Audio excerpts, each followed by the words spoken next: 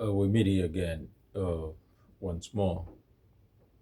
And as a follow up to our previous video on knowing that you don't know so that you're able to make an effort to know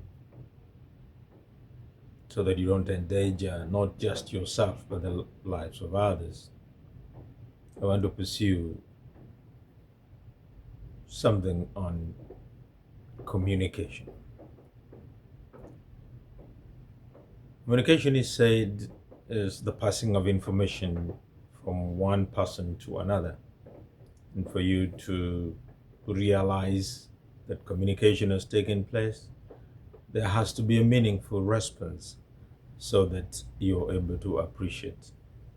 And it's therefore important that you note that for you to communicate effectively, you must use a medium of communication that is favorable to both the sender and the receiver, so that we can say that the communication has been effective. But in most occasions, we intend to proceed to communicate, but just like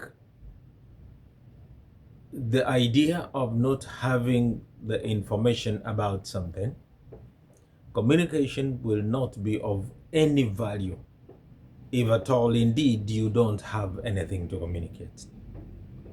And that is why these three very important steps need to be put into consideration before you endeavor to communicate anything at all. Number one, you must have something to communicate. What is it? Is it an idea? Is it a prophecy? Is it a fear?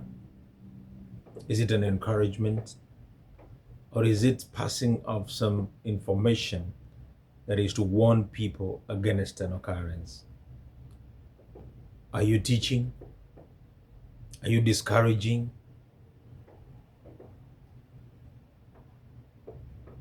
Or are you confusing? Because that happens much of the time. So first of all, have something to communicate. The number two aspect in communication is that for you to communicate, then number two, communicate well. In other words, clothe the item that you want to present in plausible words, meaningful words, and consider that whatever you are presenting can effectively be passed over. And it has to be put into consideration that you mind the content that you're presenting. In other words, how will it impact on the receivers? If indeed you may not like to be told what you're telling someone, probably you may think about not transmitting it. So how you present it,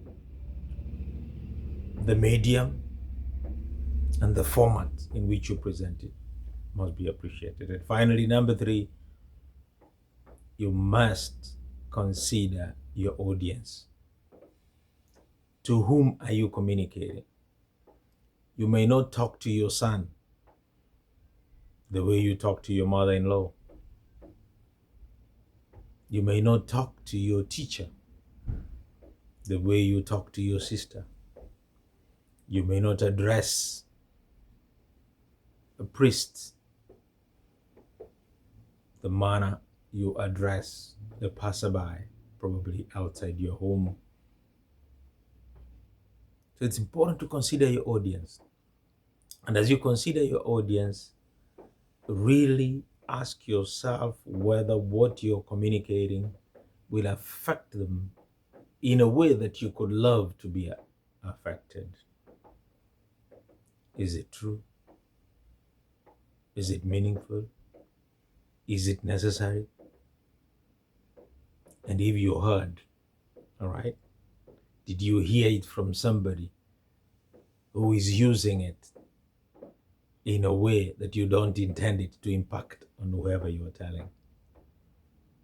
Mind your audience. the age, the background, and even the language used. Before you communicate, consider that. Thank you.